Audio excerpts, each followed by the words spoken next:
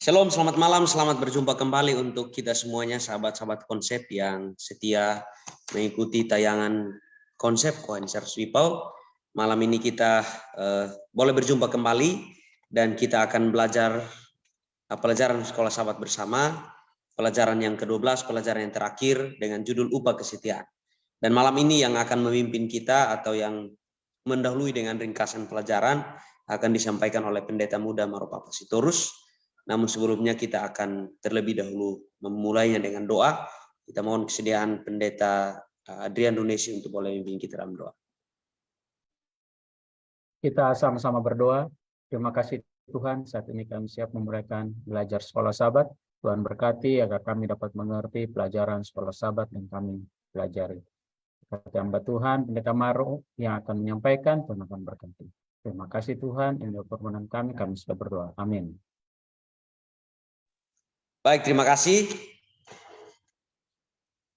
Dalam beberapa menit ke depan kita akan mengikuti ringkasan pelajaran, rangkuman pelajaran yang akan disampaikan oleh Pendeta Muda Maropaapa Sitorus. Dan untuk sahabat-sahabat konsep, jika mempunyai pertanyaan yang ingin ditanyakan, boleh dituliskan di kolom komentar live di Facebook, sehingga setelah pemaparan ringkasan pelajaran sekolah sahabat, kita boleh sama-sama berdiskusi melalui pertanyaan yang ditanyakan.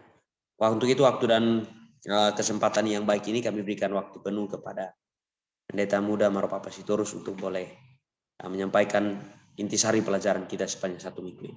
Silakan. Baik, salam. Sampai jumpa kembali. Kita sudah minggu kita tidak mengikuti tayangan belajar kisah kitab, dan pada kesempatan kali ini kita akan belajar bersama untuk mengikuti akan pendalaman diskusi Alkitab kita. Terima kasih Pendeta Muda Matias Tani yang sudah memandu acara ini.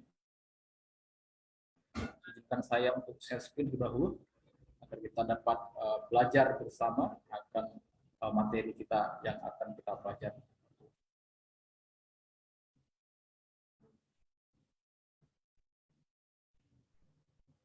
Sudah terlihat ya? Baik, kita punya pembelajaran saat ini memasuki akan pelajaran yang ke-12, artinya ini adalah terakhir dari pelajaran sepanjang reward ini.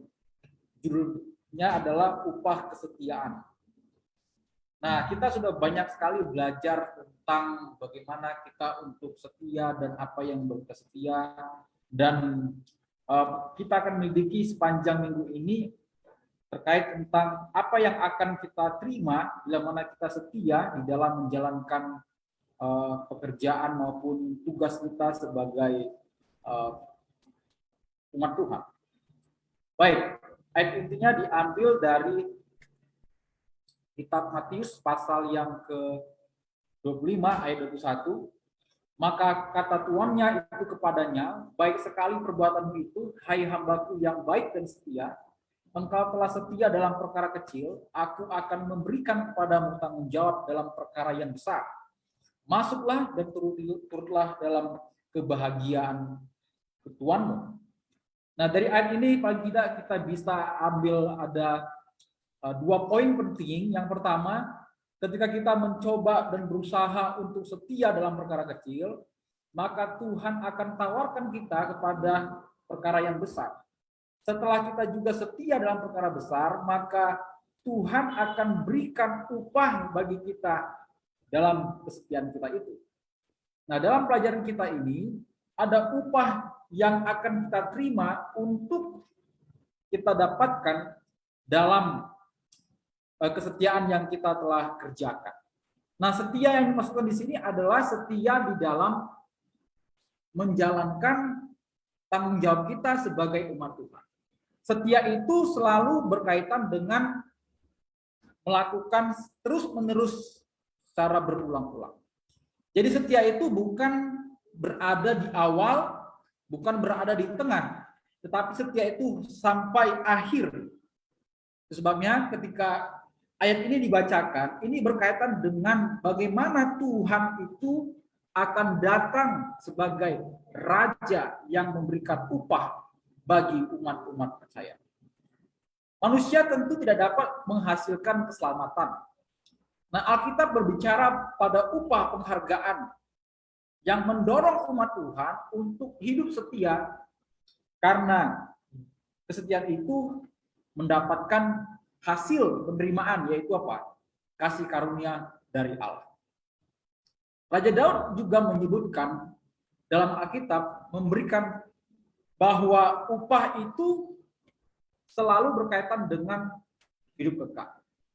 Jadi ketika kita baca Alkitab, Alkitab memberikan bahwa kita membaca Alkitab dan diberikan kekuatan penyegaran untuk tetap berfokus pada upah kekal. Bahkan kalau kita baca secara mendalam, kita akan temukan banyak sekali ayat-ayat dalam Alkitab yang menerangkan upah yang kekal yang akan kita terima pada saat kedatangan Kristus kedua kali. Dan inilah akhir dari apa? Penyimpangan dosa itu. Nah, kalau begitu mari kita melihat apa yang membuat kita bisa bertahan dalam menjalani kehidupan ini sehingga kita dapat kesetia. Saat yang sama, bagaimanakah kita dapat meyakini akan kepastian terhadap janji yang akan Tuhan berikan bila mana kita setia? Upah yang akan kita dapatkan dari kesetiaan itu. Baik, dari hari Minggu kita bisa melihat garis besar di sana adalah upah kesetiaan. Nah, untuk kita bisa tiba pada kesetiaan dan menerima upah, tentu kita harus bisa bertahan. Dan apa kunci agar kita tetap setia dalam tugas kita sebagai umat Tuhan? Dalam Ibrani 11 ayat 6, di sana disebutkan bahwa orang yang setia memerlukan iman. Iman percaya kepada Allah. Dan dengan iman juga yakin bahwa Allah akan memberi kita akan upah itu sendiri. Nah, di dalam Ibrani pasal 11 juga di sana diterangkan tentang tokoh-tokoh iman di sana. Tokoh-tokoh yang setia dalam imannya. Mereka dapat bertahan sampai akhir dari hidupnya. Nah, kalau kita pelajari dalam upah yang Tuhan akan berikan, upah yang akan diterima oleh manusia itu, ya, tentu kita tidak bisa mengerti dengan lengkap, ya, karena upah itu sendiri sifatnya adalah unik. Nah, ada kutipan menerangkan dalam tulisan Ellen G. White, Alpha Omega halaman 712, katakan di sana, bahasa kita sebagai manusia itu tidak cukup untuk menjelaskan upah orang benar. Hal itu dikarenakan karena pikiran kita ini telah tercemar oleh dosa. Pikiran kita tidak dapat mengerti tentang kemuliaan Allah. Jadi kita hanya dapat informasi hanya sebahagian saja tentang upah itu sendiri. Kesetiaan itu harus ditunjukkan melalui iman.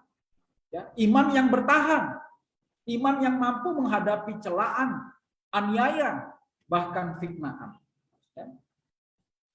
Itu dapat kita baca dalam Matius 5 ayat 11 dan 12. Dan inilah yang dialami oleh para martir. Mereka yang mampu bertahan terhadap godaan bahkan tantangan. Mereka yang mampu menghadapi celaan, aniaya, bahkan siksaan. Mereka yang mampu bertahan sampai akhir hidup. Dan bahkan Yesus Kristus pun juga dapat bertahan dalam iman, ya, tersalibkan. Dan inilah contoh, ya, teladan yang dapat kita tiru, kita ikuti. Mereka yang mampu bertahan sampai akhir hidupnya. Nah, dalam kehidupan ini kita meniru mereka, dan kehidupan ini kita seperti dalam perlombaan, di mana kita bersama-sama berlomba-lomba untuk mencapai garis finish dalam perjalanan iman kita. Sebabnya kita harus bisa memandang bagaimana mereka para martir yang dapat bertahan di dalam iman mereka.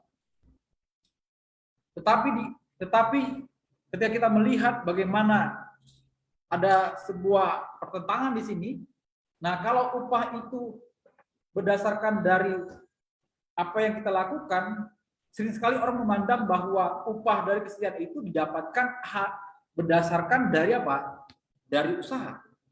Nah, di dalam Roma 11 ayat 6 kita dapat baca di sana dan mengerti bahwa ketika kita bertahan dalam setiap ini, upah yang kita dapatkan itu bukanlah berdasarkan dari apa? Usaha kita. Karena keselamatan itu bukan berdasarkan usaha manusia.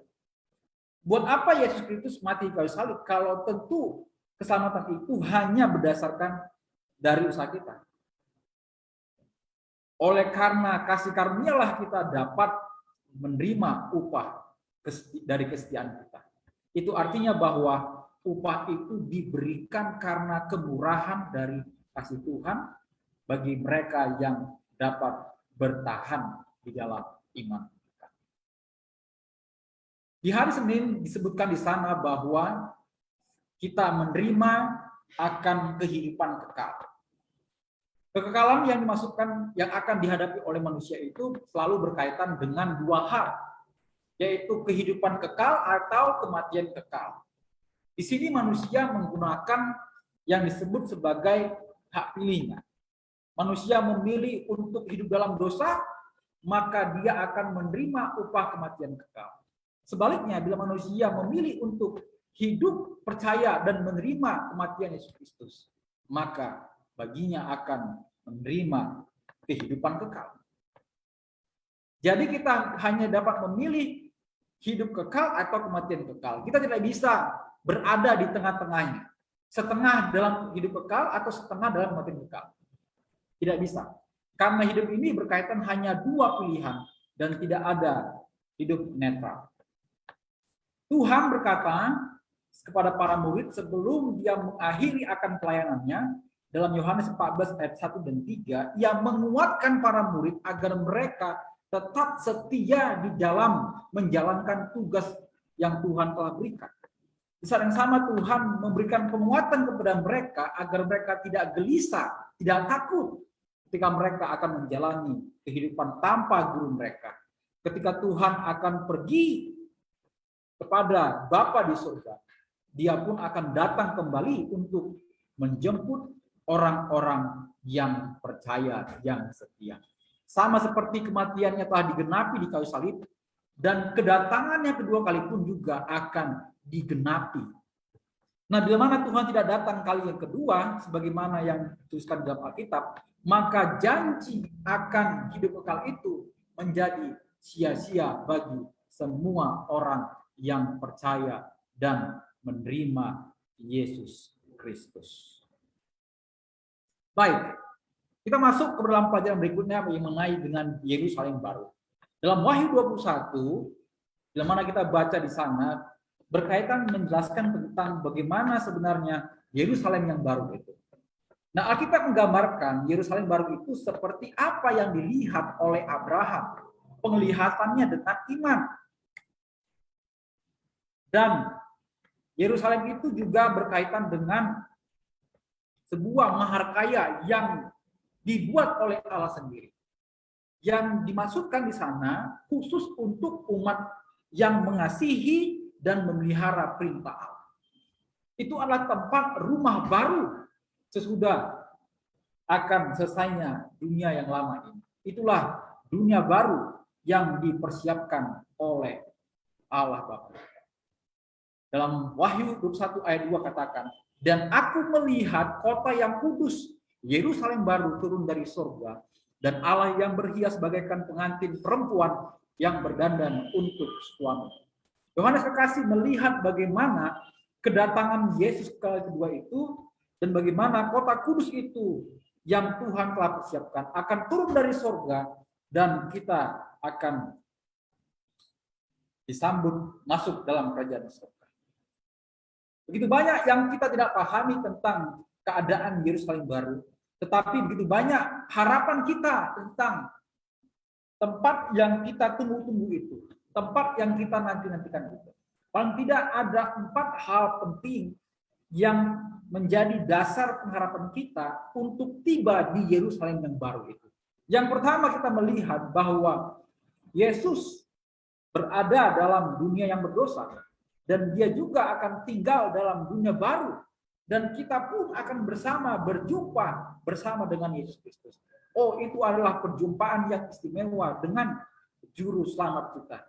Yang kedua, terkait tentang pengharapan Yerusalem baru itu, di mana tempat di sana adalah tidak ada lagi air mata, tidak ada lagi kesedihan, bahkan tidak ada lagi rasa sakit, tidak ada perkabungan, dan bahkan duka cita akan berlalu di sana. Pengharapan yang ketiga, bagaimana kita merindukan akan Yerusalem baru itu. Itu adalah tempat di mana mengalir sungai air kehidupan, tempat tata Allah, tempat air yang jernih, dan tempat di mana umat tebusan akan hidup dalam kedekatan dengan Allah. Inilah tempat yang kita rindukan, tempat bagi kita yang akan nanti mendapatkan upah kehidupan kekal yang Tuhan sudah persiapkan. Bagaimana perhitungan akhir dari akhir zaman ini? Mendekati akhir dari pelayanan Kristus, para murid bertanya tentang tanda kedatangan Tuhan yang tidak lama lagi dan kesudahan dunia ini. Yesus menjawab dan tertulis dalam 2 pasal terakhir dalam kitab Matius, di pasal 24 dan di pasal yang ke-25. Pada pasal 24 itu berkaitan dengan tanda-tanda akan kedatangan Yesus Kristus. Tanda-tanda yang terlihat di dunia ini. Perang dan bencana dan lain sebagainya. Dan pasal 25, Yesus menjelaskan di sana bagaimana kondisi gereja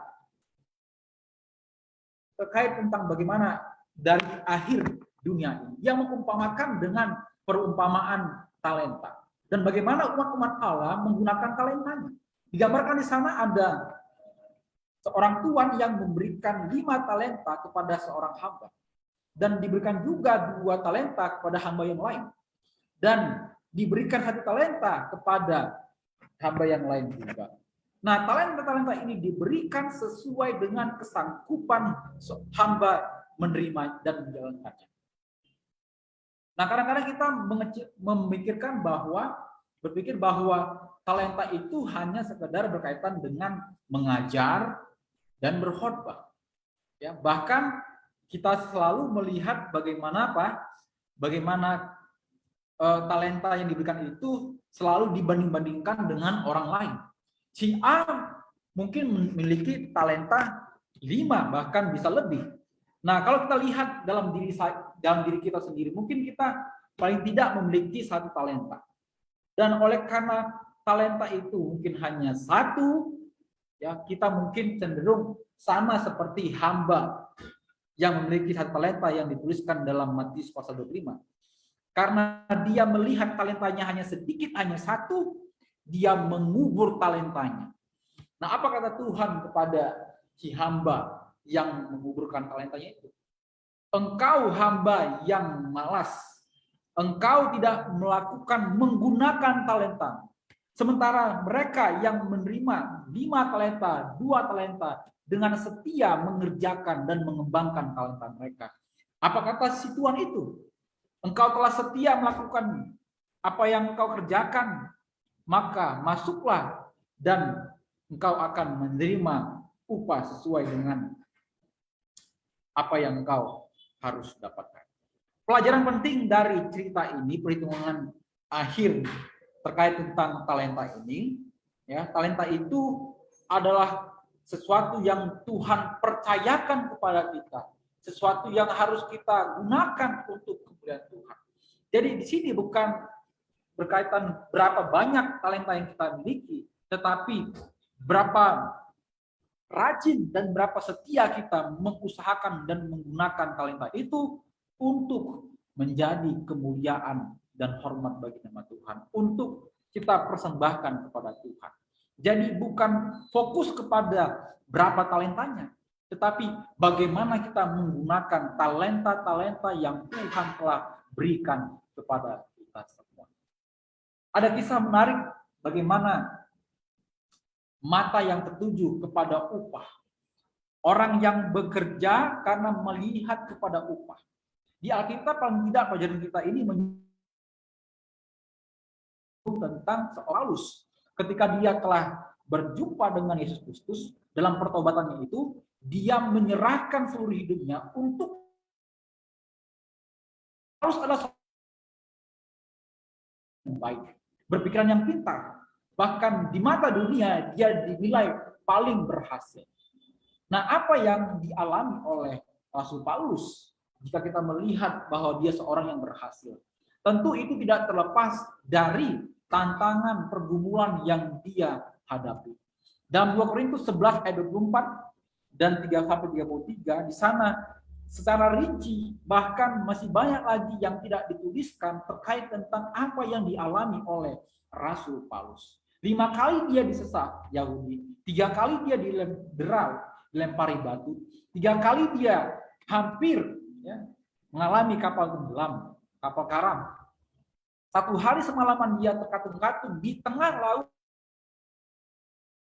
Bahkan dia juga mengalami bahaya penyamun, baik itu dari kalangan Yahudi dan juga kalangan non-Yahudi. Bahaya di padang gurun, bahaya di tengah laut.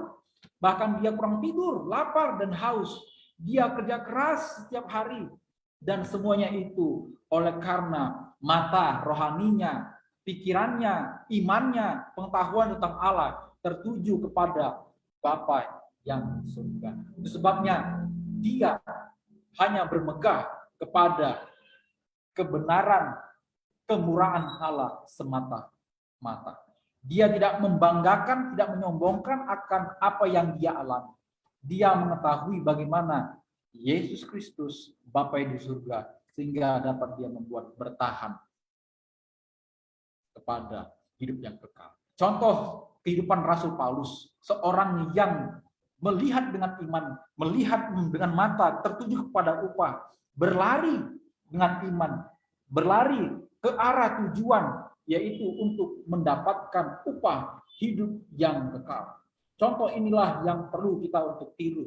Bagaimana kehidupan Rasul Paulus, kehidupan dalam dunia ini, walaupun dalam dunia yang berdosa, hidupnya terfokus, tertuju kepada tujuan untuk mendapatkan hidup yang kekal. Itu sebabnya Rasul Paulus mengingatkan kita agar kita bukan menggunakan mata pikiran, waktu kita, tenaga kita, hidup kita hanya mengejar materi yang ada di dunia ini. Dia menuliskan dalam 1 Timotius 6 ayat 6 sampai 12, kita harus hidup dengan rasa cukup. Hidup dengan rasa syukur, hidup dengan puji-pujian dan penyembahan kepada Tuhan. Hidup dengan berjalan, hidup bertanding dalam iman. Agar kita tidak habis waktu, pikiran, tenaga kita semata-mata hanya mengejar apa yang ada di dunia ini. Sehingga kita lupa kepada tujuan sebenarnya hidup ini. Hidup dunia ini bukan sekedar hidup untuk di dunia, tetapi ada upah hidup yang kekal yang harusnya kita kejar dan jadi tujuan hidup kita. Akhir dari kehidupan Rasul Paulus, dia katakan, aku telah mengakhiri pertandingan dengan baik, dan aku telah mencapai garis akhir dan memelihara iman, dan telah tersedia bagiku mahkota kehidupan. Inilah yang kita mau ikuti, teladan yang dilakukan oleh Rasul Paulus. Kita ingin menjadi pelari-pelari yang berlomba dalam iman, mencapai garis akhir hidup kita, dan kita mau bertahan, dan kita mau memperolehkan akan mahkota kehidupan kekal yang Tuhan sudah siapkan. Bagi pendalaman dari intisari seluruh pelajaran kita sepanjang kuartal ini menekankan tentang bagaimana kita sebagai umat Tuhan menerapkan akan prinsip-prinsip Alkitab dalam mencari uang dan menggunakan uang.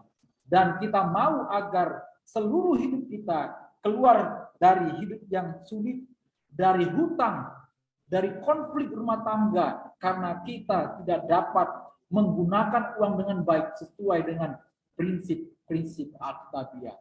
Tuhan inginkan agar kita hidup dalam kesederhanaan, hidup di dalam disiplin, dan hidup dalam kepuasan dengan apa yang Tuhan sudah berikan kepada kita.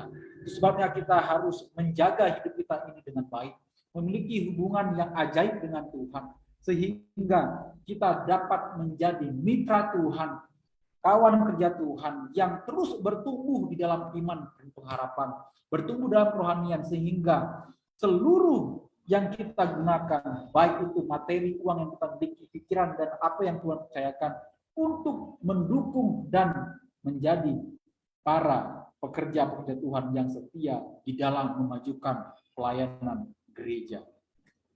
Sebagai kesimpulan dari materi pelajaran kita sepanjang minggu ini, saya hanya berikan 2 poin saja yang penting untuk kita ingat baik-baik. Pertama, kita harus memiliki iman percaya kepada Tuhan. Karena iman itu akan menuntun kita kepada tindakan yang terus berjalan melakukan sesuai dengan janji yang Tuhan Allah berikan. Janji itulah yang akan kita pegang. Dengan janji itulah kita akan dapat percaya bahwa Allah akan memberikan upah sesuai dengan hidup kekal yang Tuhan sudah persiapkan bagi hidup kita semua. Yang kedua, kesetiaan kepada Allah merupakan hasil yang dilatih dari hal-hal kecil. Itu tidak datang secara tiba-tiba, itu tidak datang dengan cara cepat. Itu adalah sebuah usaha yang terus dilatih dari umat Tuhan yang terus dari berulang-ulang mengerjakan hal-hal tersebut. Kita telah berhasil dalam setia dalam perkara kecil, Tuhan akan berikan tanggung jawab yang besar, hingga nanti kita pun saatnya akan terus berlatih setia dalam perkara yang besar, sampai akhirnya kesetiaan kita itu akan memperoleh upah yang besar, yaitu kehidupan kekal yang Tuhan sudah persiapkan bagi kita. Inilah menjadi ringkasan materi dari pelajaran kita sepanjang minggu ini. Saya kembalikan kepada moderator. Terima kasih. Baik, terima kasih kepada Pendeta Muda Maropapa Sitorus yang sudah membawakan intisari pelajaran sekolah sahabat kita sepanjang 1 minggu ini. Pelajaran yang terakhir, pelajaran yang ke-12 dari pelajaran 1 kuartal yang judulnya adalah mengelola bagi sang guru sampai dia datang. Baik, ada beberapa pertanyaan yang sudah masuk, namun sebelum saya menyapa sahabat-sahabat konsep yang mengikuti secara live di Facebook, ada Pak Letus Tarung, selamat bergabung Pak, dan terima kasih. Sudah ada 2 pertanyaan yang sudah dituliskan di kolom komentar, dan saat ini kita akan bahas beberapa pertanyaan yang sudah masuk, termasuk pertanyaan Pak Letus Tarung. Kita akan mulai dari pertanyaan yang pertama yang akan saya tanyakan, akan ditanggapi terlebih dahulu oleh Pendeta Muda Maropapa Sitorus dan akan dilanjutkan oleh Pendeta Muda Dwi Cahyono. Baik, pertanyaannya adalah, apakah keselamatan atau kematian Yesus bagi kita adalah upah buat manusia? Nah, saya ulangi pertanyaannya.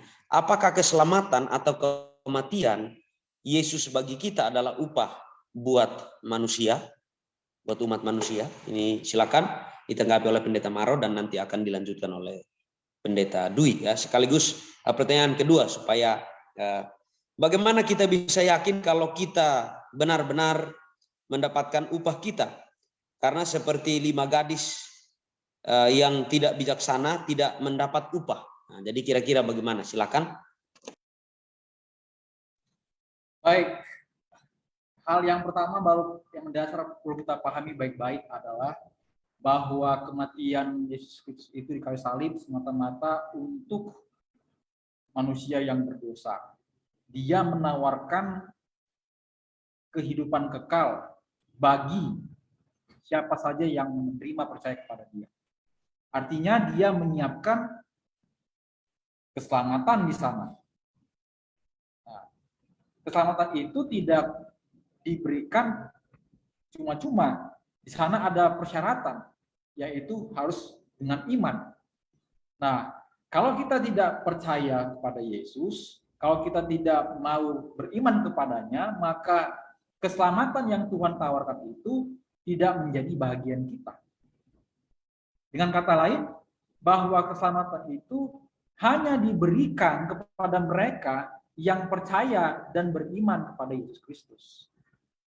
Nah, kalau kita tidak beriman kepadanya, keselamatan itu, upah yang kekal itu tidak menjadi bagian kita. Itu hanya didapatkan bagi mereka yang beriman dan percaya kepada Yesus Kristus. Nah, Bagi mereka yang sudah menerima Yesus Kristus, maka baginya sudah apa? Ada janji akan mendapatkan hidup yang kekal. Janji menerima keselamatan. Tetapi dia pun harus terus setia di dalam memegang imannya. Supaya pemenuhan dari janji keselamatan itu akan dia dapatkan. Nah, sayangnya banyak sekali kita orang Kristen, kita tidak setia di dalam memegang janji keselamatan yang Tuhan telah berikan. Kita tidak setia di dalam iman kita.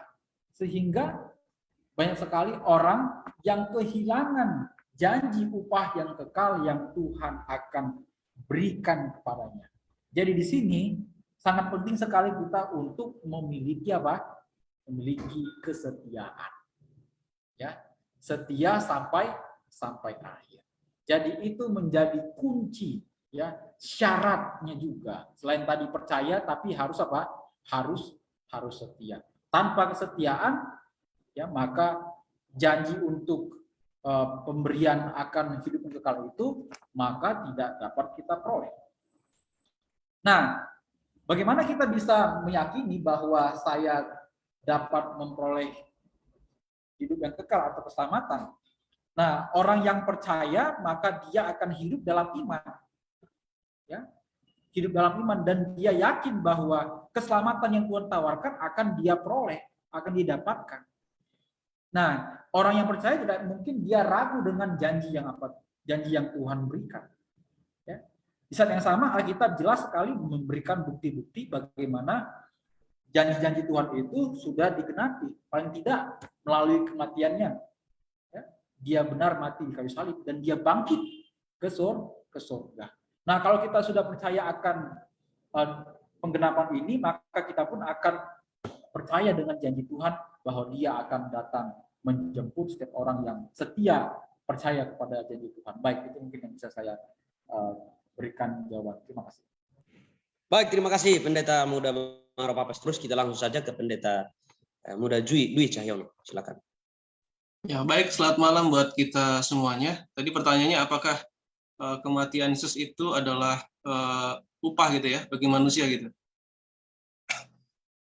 Betul ya, pertanyaannya begitu tadi ya? Ya. Baik. Tentu saja tidak ya. Kematian Yesus itu bukan upah bagi kita, tapi itu adalah kasih karunia dikatakan di sini.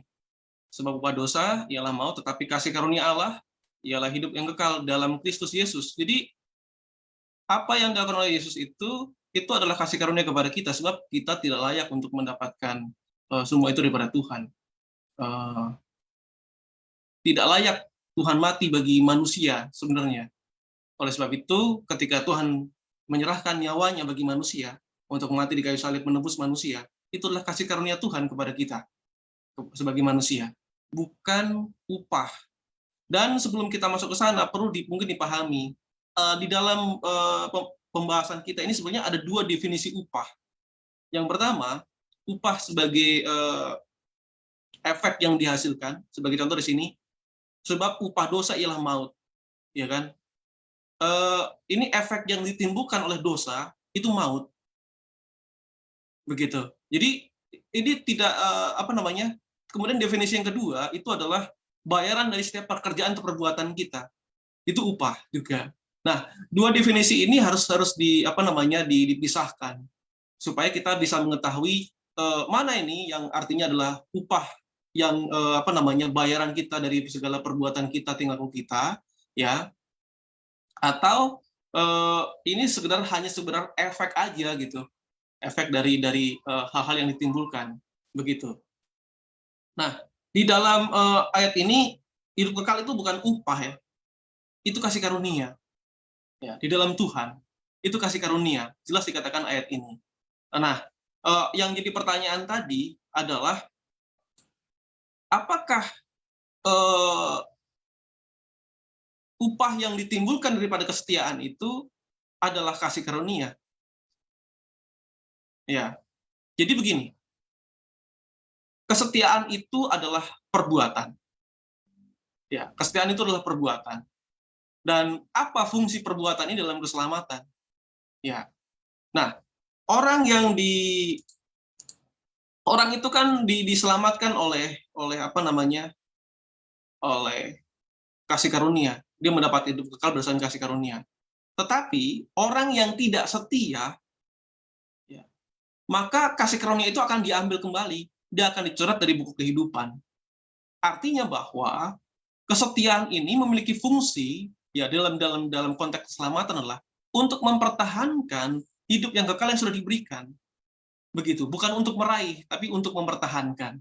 Karena apa? Untuk meraihnya kita hanya memerlukan kasih karunia dari Tuhan. Ya, ketika kita percaya beriman kepada Tuhan, kita mendapatkan hidup yang kekal itu. Dan hidup yang kekal ini perlu dipertahankan. Sebab kalau kita tidak setia, ya, setia di sini artinya adalah melakukan dengan penuh komitmen, ya, atau menjalankan seperti pada saat awal kita ketika pertama kali kita menerima Tuhan. Ini namanya setia sampai akhir nanti. Ya, setia sampai akhir. Nah, ini kan sebuah perbuatan. Nah, fungsinya adalah untuk mempertahankan supaya kita tidak coret dari buku kehidupan. Nah, jadi di dalam pelajaran ini, di diskusi kita ini, dalam judul kita adalah upah kesetiaan. Ini artinya apa sih sebenarnya? Nanti perlu didiskusikan juga. Ya, ini apakah artinya efek daripada tindakan-tindakan kesetiaan atau upah kalau kita setia kepada Tuhan? Nah, ini kan berbeda sebenarnya. Ya gitu. Efek daripada kesetiaan, kalau kita setia sama Tuhan itu, misalnya kita bisa mempertahankan kita akan lebih mudah untuk mempertahankan keselamatan kita. Kita akan dijauhkan dari godaan-godaan untuk yang bisa menjatuhkan kita, misalnya. Kita akan lebih mudah untuk digunakan Roh Kudus, misalnya, dan sebagainya. Itu efek daripada ketika kita dari tindakan-tindakan kesetiaan itu. Nah, kalau upah setia, apakah nanti itu kekayaan atau apa dan sebagainya, itu kan bentuknya upah, ya, atau itu hidup kekal dan sebagainya. Nah, saya pikir definisi ini perlu dipikirkan baik-baik sebelum kita diskusi lebih jauh lagi. Mungkin itu saja. Terima kasih. Baik, terima kasih. Semoga jawaban yang sudah diberikan boleh terjawab oleh Pak, pertanyaan yang ditanyakan oleh Pak Legius Tarung, dan mungkin ada hal yang saya mau tambahkan sedikit dari kedua pertanyaan ini. Tentunya sudah tadi jelaskan dengan sangat baik bahwa kematian Kristus adalah kasih karunia, ya. Kalau kematian Kristus itu adalah pemberian dari Allah, ya, kita tidak sanggup buat itu. Itulah yang dilakukan oleh Allah untuk menebus kita. Itulah yang kita kenal dengan kasih karunia, diselamatkan karena kasih karunia. Lalu pertanyaan kedua ini menjadi menarik. Saya mau katakan bahwa bagaimana kita pastikan atau kita tahu bahwa kita dapat upah. Sebenarnya ini berkaitan erat dengan iman kita, ya. Iman dan kesetiaan itu dua hal yang tidak boleh terpisahkan. Percaya kepada Allah tidak hanya dihitung satu hari saja, ya, itu harus berkelanjutan, ya, dan itulah pada akhirnya nanti kita akan dapatkan upah, ya. Jadi saya kasih contoh sederhananya, iman itu adalah tidak bisa seperti begini. Orang pergi ke rumah makan, dia lihat menu makan yang disediakan, lalu dikatakan terima kasih saya sudah kenyang, lalu keluar. Tidak bisa. Ya, dia lihat menu makan, dia harus memesan itu, bayar itu, baru nanti kenyang. Jadi iman itu pun begitu, harus ada tindakan, dan salah satu bukti kita beriman harus dibuktikan melalui iman kita kepada Allah ialah kesetiaan. Makanya di Alkitab itu banyak contoh orang yang setia. Ayub, Abraham, dan masih banyak contoh lain. Jadi saya pikir itu boleh menolong kita untuk memahami bagaimana mendapatkan atau bagaimana tentang upah yang dijanjikan oleh Tuhan dalam pelajaran sekolah sahabat kita, dan juga kasih karunia melalui kematiannya untuk menebus kita. Baik, saya pikir kita lanjut. Ada dua pertanyaan lagi yang kita perlu diskusikan. Yang berikut adalah, mengapa sehingga kesetiaan sangat penting untuk dimiliki dalam mengelola segala sesuatu yang dipercayakan Allah kepada kita, ya. Jadi pertanyaan ini cocok dengan judul pelajaran sekolah sahabat kita, menyeluruh sepanjang 1 triwulan ini, ya, tentang mengelola bagi sang guru sampai dia datang. Nah, kira-kira mengapa sehingga kesetiaan ini sangat penting, harus dimiliki sebagai pengelola milik Allah atau segala sesuatu yang diberikan Allah kepada manusia. Pertanyaan ini akan direspon terlebih dahulu oleh Pendeta Marof Apasitorus, dan mungkin akan jika mungkin kan Pendeta Adrian Indonesia akan boleh menyikapi juga. Silakan Pendeta. Baik, syarat utama untuk mendapatkan upah itu menuntut kesetiaan. Ya. Jadi orang yang dapat upah itu adalah orang yang setia. Jadi kalau orang yang tidak setia, maka tidak dapat upah. Ya. Jadi kenapa penting kesetiaan itu? Karena itu syarat. Itu sama seperti orang berlari, ya. Seorang yang dikatakan pemenang adalah orang yang telah tiba di garis finish. Kalau dia nggak tiba di garis finish, dia bukan dikatakan pemenang, karena dia belum tiba di garis finish. Nah, orang yang menerima upah itu adalah bagi mereka yang setia. Jadi tidak ada upah kalau tidak ada orang yang setia, karena itu adalah syarat. Makanya setia itu pun juga adalah pengorbanan. Ya, nggak mungkin orang bisa bertahan setia kalau dia tidak mengorbankan apa yang menjadi penghalang-penghalang. Jadi kenapa kesetiaan itu penting? Karena itu adalah menjadi persyaratan untuk kita menerima upah. Kalau kita tidak setia, maka tidak menerima upah. Itu saja yang bisa saya sampaikan. Terima kasih. Baik, terima kasih Pendeta Muda Maropapasitorus. Mungkin Pendeta Adrian mungkin boleh menanggapi pertanyaan yang sama. Baik, terima kasih. Jadi kenapa kita penting untuk setia ya di dalam mengelola apa yang dipercayakan Tuhan? Mungkin saya mau kasih contoh. Akhir-akhir ini kita melihat bagaimana pegawai-pegawai ya dari kantor perpajakan, pemerintahan dan yang lain-lain yang saat ini sedang disorot ya. Mereka mempunyai posisi yang bagus, tetapi oleh karena terjadi kecurangan, ada penipuan, ya, pelaporan harta dan lain-lain, sehingga akhirnya membuat mereka saat ini sangat disorot. Artinya apa?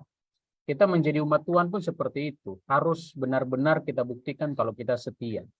Ya, bagaimana kita katakan kita setia kepada Tuhan, tapi kita juga tidak melakukan setiap aturan perintah firman Tuhan. Makanya sangat penting bagaimana kita lakukan semuanya itu. Nah, pelajaran sekolah sahabat kita sepanjang triwulan ini menyinggung tentang persembahan, tentang persepuluhan. Kenapa kita harus lakukan semua itu? Karena itu adalah memang perintah firman Tuhan.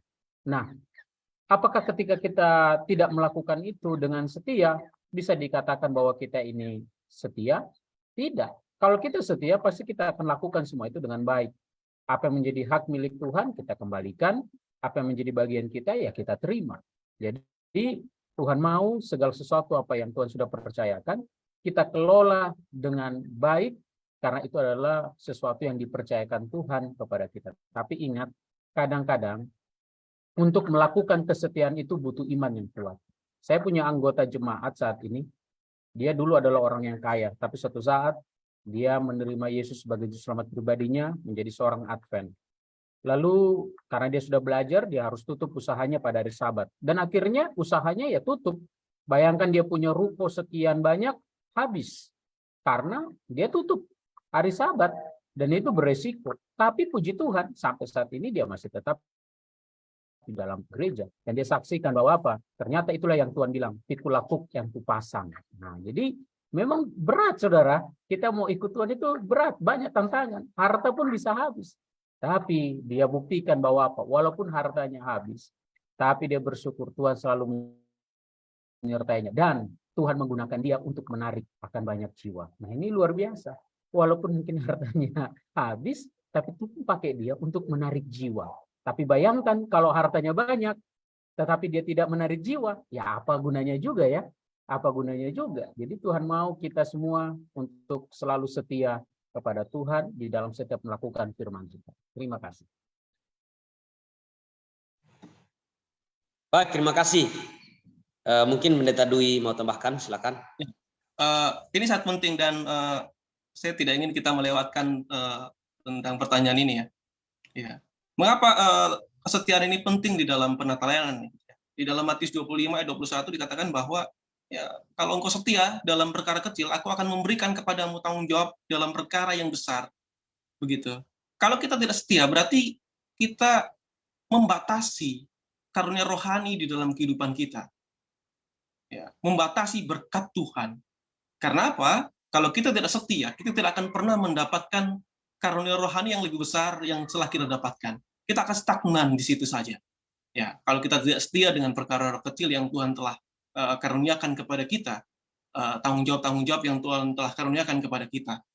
Oleh sebab itu, kesetiaan itu menentukan apakah kita akan bertumbuh atau tidak dalam Tuhan. Ya, di dalam karunia-karunia rohani, dalam berkat-berkat Tuhan. Ya, ini menentukan hubungan kita dengan Tuhan. Dan yang paling penting adalah kesetiaan ini kan adalah salah satu karakter daripada Tuhan. Dan melalui kita mempraktekkan dan kesetiaan kita diuji melalui penata layanan tentang keuangan ini. Begitu.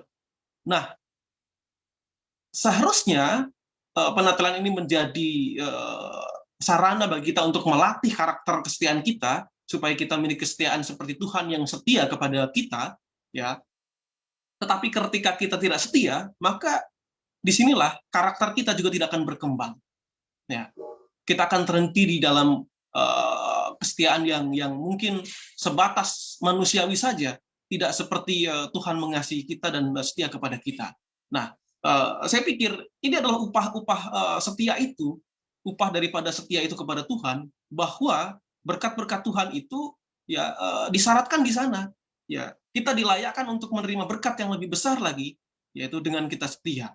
Kalau kita tidak setia, berarti apa? Kita sedang menghentikan berkat itu untuk berkembang sampai di situ saja. Terima kasih, itu saja mungkin. Terima kasih. Baik, terima kasih. Jadi ya, berbicara tentang kesetiaan itu tidak dapat kita bicarakan, tapi itu harus dijalani. Untuk itu memang kesetiaan ini sangat penting. Makanya dibutuhkan konsisten, ya, bukan hanya sekali, bukan hanya 2 kali, tapi ini harus menjadi tabiat umat-umat Tuhan yang menantikan kedatangan Tuhan. Makanya kalau dalam hal ini kita berbicara setia ketika kita punya segalanya, itu mungkin bisa dan sering orang buat. Tetapi kalau kita tidak punya apa-apa lalu dituntut kesetiaan kita tetap setia kepada Allah, ini yang menarik, dan inilah yang membuktikan kualitas iman kita, apa kita tetap setia kepada Allah atau tidak. Makanya pelajaran kita yang terakhir ini menyimpulkan bahwa mengelola bagi sang guru sampai datang dibutuhkan sebuah kesetiaan, karena orang yang setia hanya orang yang bertahan sampai kesudahan yang akan mendapatkan upah sesuai dengan pelajaran sekolah sahabat kita pada malam ini, pelajaran yang terakhir. Untuk itu hal akhir yang mungkin menjadi hal yang paling penting untuk didiskusikan sebelum closing statement, yang terakhir adalah apa pelajaran penting dari pelajaran sepanjang 1 triwulan ini mengenai mengelola bagi sang guru, karena ini adalah pelajaran yang terakhir. Minggu depan kita sudah masuki pelajaran yang baru. Nah, kira-kira apa pelajaran paling penting, penekanan paling penting dari 1 triwulan ini yang boleh dibagikan pada malam hari ini sebagai penghujung pelajaran sekolah sahabat kita sepanjang 1 triwulan ini mengenai mengelola bagi sang guru? Mungkin akan ditanggapi terlebih dahulu oleh Pendeta Adrian, Pendeta Dwi, lalu nanti yang terakhir adalah Pendeta Maro Papa Sitorus sekaligus closing statement. Silakan Pendeta Adrian.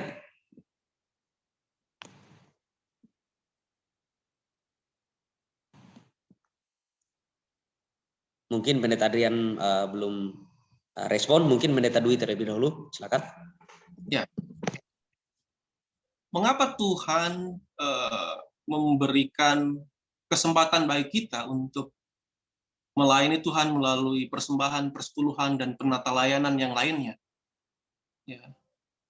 Ini semua adalah bukan untuk kebaikan Tuhan, bukan karena organisasi ini butuh uang, bukan karena organisasi ini akan berjalan kalau ada uang, bukan itu. Sebab pada awal-awal pelayanan, para rasul juga tidak terlalu membutuhkan uang ketika mereka mengadakan pekerjaannya. Ya. Dan bukan itu alasannya, tapi untuk kita yang menjalankannya. Ini adalah Tuhan memberikan kehormatan bagi kita, sehingga kita bisa terlibat. Ya, terlibat di dalam melakukan pekerjaan Tuhan. Dan yang lebih penting, itu bagi kita adalah, disinilah kita diberikan kesempatan untuk belajar, mempraktekkan karakter Tuhan dalam kesetiaan, dalam kejujuran, Ya, banyak hal ya, kerendahan hati di sini kita mengakui Tuhan sebagai pencipta kita yang memberi berkat, mengakui Tuhan dalam segala hal dalam kehidupan kita. Karakter-karakter ini perlu kita kembangkan supaya kita bertumbuh, ya, dihubungkan dengan karakter-karakter yang lain, akhirnya kita memiliki karakter yang persis seperti Yesus. Dan melalui seperti ini kita dilatih. Nah, jangan sampai kita sebagai umat-umat Tuhan melewatkan kesempatan yang istimewa ini untuk berlatih melaksanakan karakter Tuhan. Ya, banyak hal yang direncanakan oleh Tuhan melalui hukum penata layanan ini. Itu saja mungkin yang sangat penting yang perlu kita renungkan. Dan kita semua adalah makhluk penata layanan. Ini adalah kehormatan bagi kita dari Tuhan, sehingga kita diberi kesempatan untuk melayani. Terima kasih. Baik, terima kasih. Bagaimana Pendeta Adrian?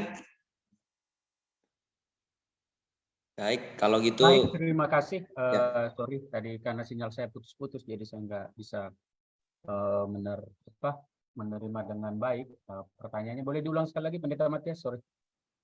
Karena ini pelajaran yang terakhir mengenai mengelola bagi sang guru, sampai datang ini pelajaran yang terakhir sekali, sehingga kira-kira apa penekanan yang paling penting dari pelajaran satu kuartal ini, karena ini adalah penghujung pelajaran yang ke-12, sehingga itu boleh menjadi sesuatu yang boleh diingat.